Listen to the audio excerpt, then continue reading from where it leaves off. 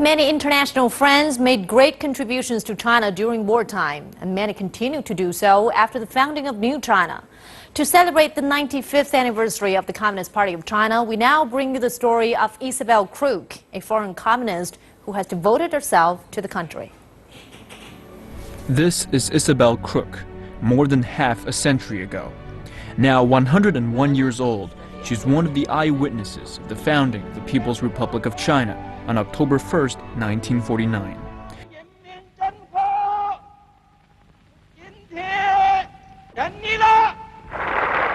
She remembers vividly the day the People's Liberation Army entered Beijing.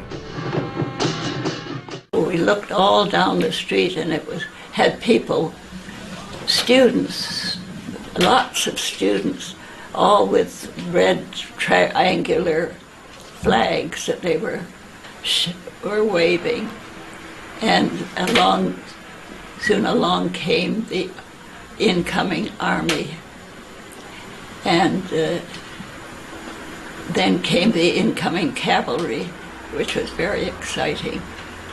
It was the most joyful event I think I've ever watched. Isabel Crook was born in 1915 to a Canadian missionary family in southwest China's Chengdu. Her father was teaching in China, and she spent most of her childhood here before going back to Canada for higher education. After getting her master's degree, she returned to China for rural studies and met her husband David Crook. In 1942, Isabel left for England, following David, who had enlisted in the Royal Air Force. It was there that she joined the British Communist Party. Years later, in 1947, the couple returned to China. Well, I wanted to be an anthropologist. And then I heard that there's land reform going on in China, and I thought that I would have an opportunity, because I was a communist and had good relations with the Chinese Communist Party. I thought that I could go back and really get into the land reform, not just be a foreign observer. The couple went to Shilidian, which they called 10 Mile Inn, a village controlled by the communists in Hebei province. The land reform was obviously going to change the whole future of China's history, because it would get rid of the feudal system, or the old ways of doing things, because it would put the working people, put the farmers in power, rather than going on the old way. Isabel was right.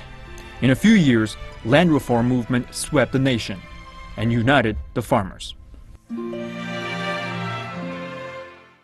And one of my reasons for studying the land reform was to be able to write, for David and me to write a book that could help the Indians and help other colonial people learn China. That book is called The 10 Mile Inn, Mass Movement in a Chinese Village. The pair finished their field research in 1948. They considered leaving China, but eventually decided to stay.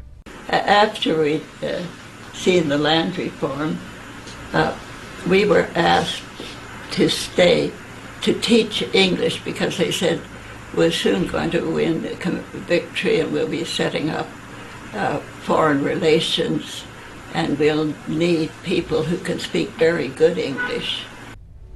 They stayed and began teaching English. But I was very enthusiastic about teaching, because I thought it was something that really served the revolution, and so I was doing something worthwhile. Her enthusiasm lasted for decades. The couple had many chances to leave, but chose to stay. They became two of the first teachers of today's Beijing Foreign Studies University, now China's top language school. David passed away in 2000 at the age of 90. Isabel still lives in her apartment in the university. Most foreign experts at the time chose to stay in the Friendship Hotel, but the Crooks chose to live.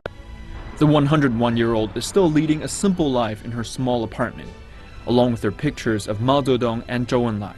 She still admires the two leaders and believes in communism and the new China.